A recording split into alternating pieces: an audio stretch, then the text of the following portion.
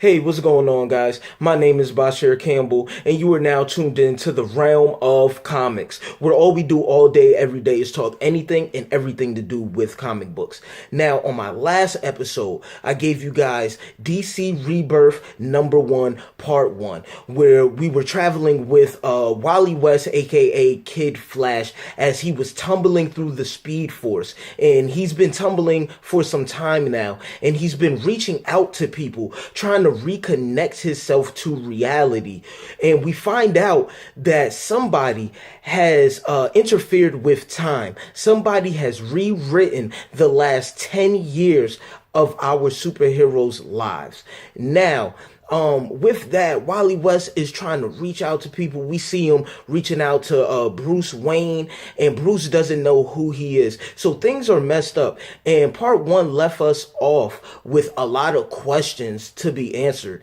And I'm telling you right now, ladies and gentlemen, part 2 will do the same thing. I mean, these guys at DC have just written an awesome story arc, and DC Rebirth is nice, guys.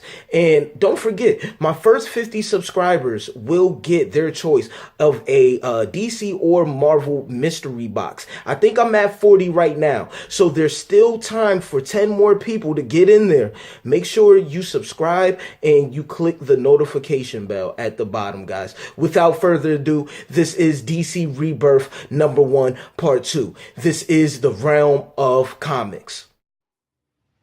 Inside of Good Life, home for the elderly, we have an upset patient and an upset nurse. Let's see what's happening. You're not allowed outside. You hear me, or are you senile and deaf? I have to get out of here. I have things to do. Damn it, get back to your room. You don't control me.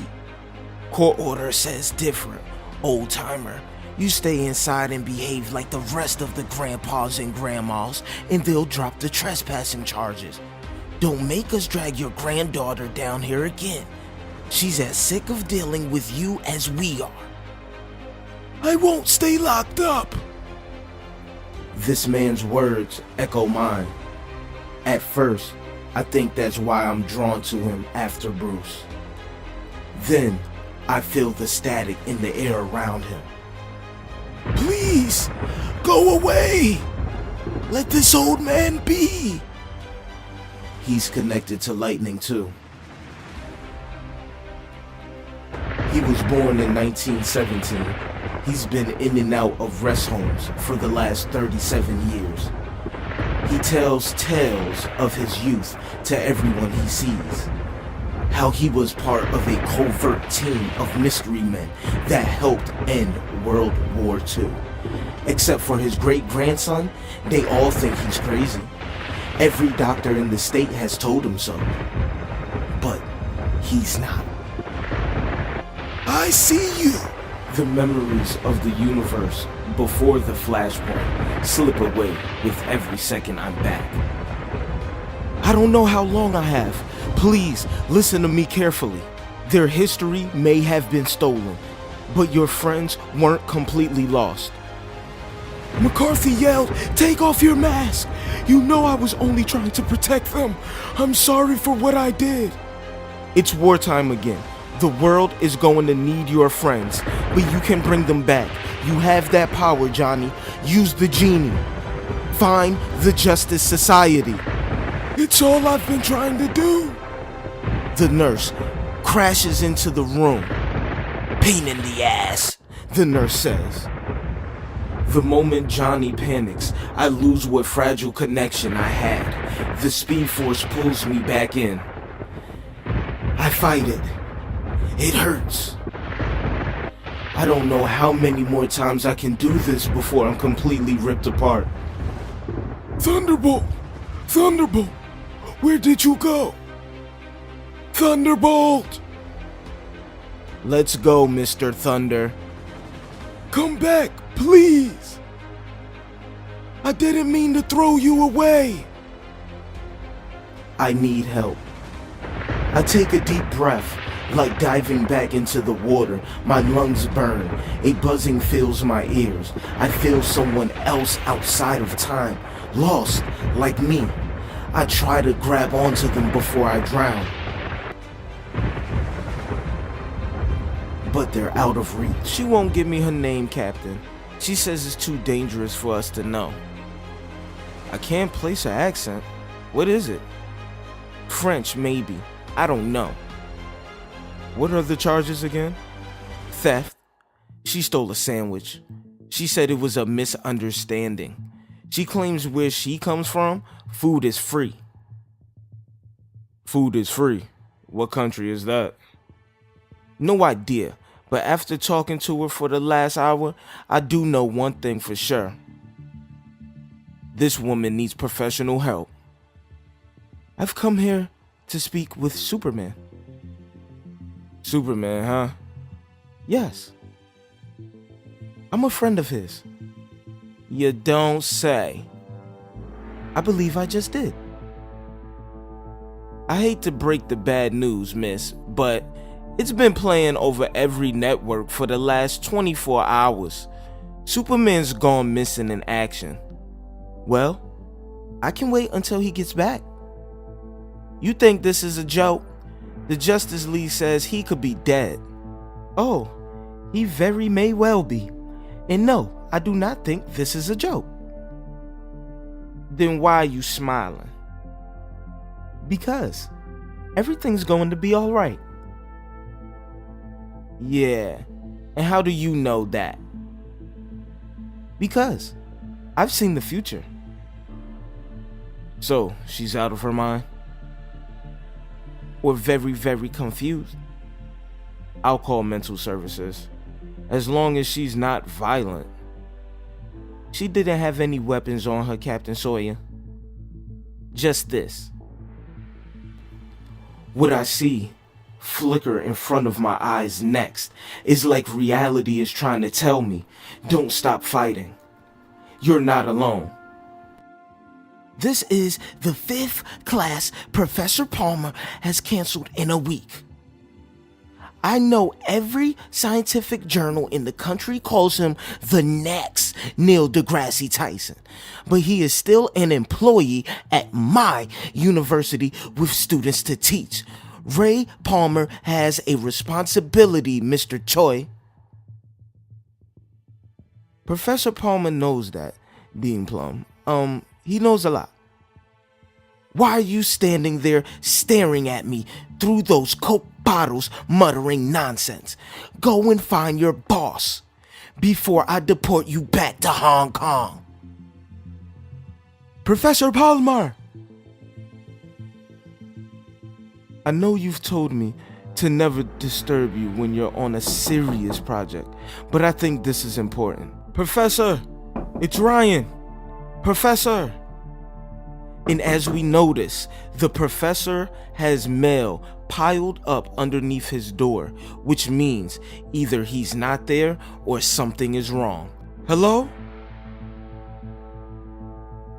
Ryan! Professor Palmer!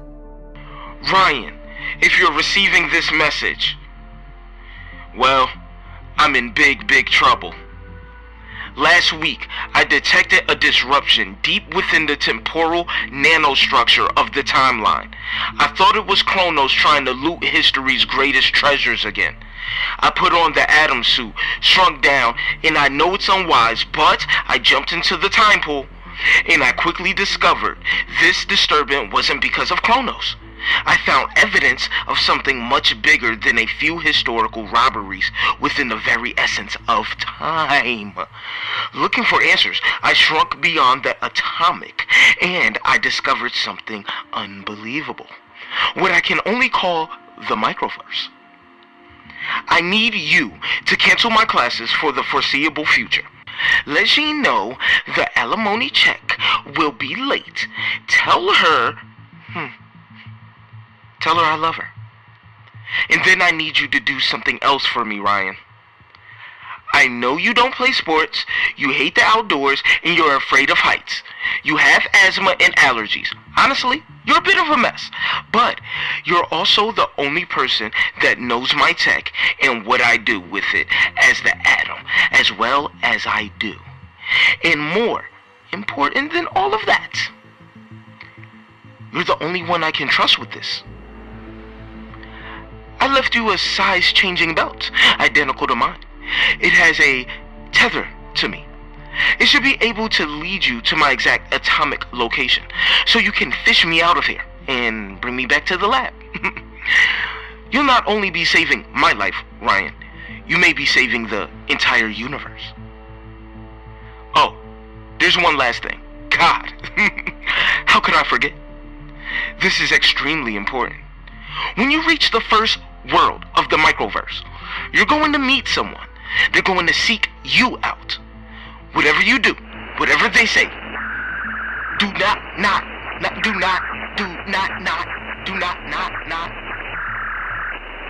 And as our transmission fades, we do not know exactly what Dr. Palmer wanted to tell us, but we have to continue.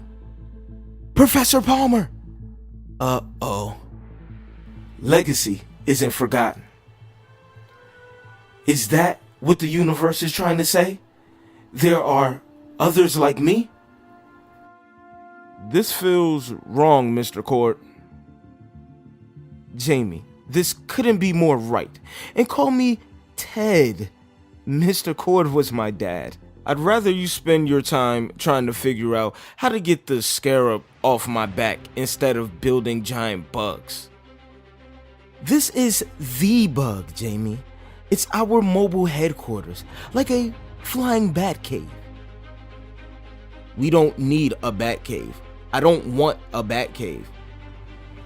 Who doesn't want their own bat cave? Jamie, my father founded Cord Industries to make a difference in the world.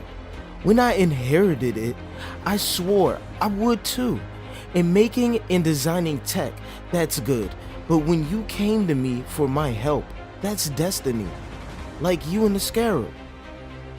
It itches all the time. You're the Blue Beetle, Jamie. And together, you and I are going to figure out exactly what it can do and help as many people as we... Look, Mr. Cord, I appreciate your enthusiasm. I really do. But I came to you because as brilliant as everyone says you are, you're supposed to be a nice guy too. So I was hoping you could help me figure out how to pry this thing off me. If you can't, that's totally cool. I'll deal, Mr. Cord. But I'm not looking to play Batman and Robin. Told you. Call me Ted. Oh man. The time. I gotta fly. I'm late for school. See you after. Maybe, Mr. Cord. Cool. Theodore Cord. I am Dr. Fate. Who? You do not know what you're dealing with. Look, Doctor, you're kind of freaking me out, and... I said, what, not who.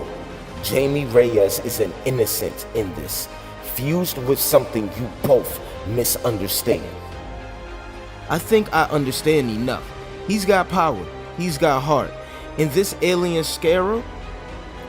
You believe the Blue Beetle scarab to be xenotechnology, Theodore? That is a lie, purposely perpetuated by the darkest of sorcerers. You're not playing with extraterrestrials. You're playing with magic. Magic? There are more of them. New heroes. With new ideas. Shining new light. You're talking about the Green Lantern that carries a gun, Hal? I'd really rather not. I only just got this ring and... you're busy. Who's Sinestro? Men and women who not only discover their power, but embrace it. It's not natural what you are, Jackson. You're not talking about what I did at the lake. Swimming like you do? No, I'm talking about the boys. It's not boys, Mom. It's a boy, as in my boyfriend. And all of this, it's who I am, even if I don't know why. I won't run away from it anymore. And then the images stop. This won't hide what you've done. It's been my burden to carry, my curse to suffer through. The naive little Pandora unleashed evils upon the world. Skepticism, doubt, corruption, all things your cold heart believes in. But in the end, there was hope. And the heroes of this universe embodied it. Their hope, their devotion, their love for one another will vanquish what you've done. It may be over for me, but they will prove you wrong. They will prove you are nothing but a lonely, cruel monster.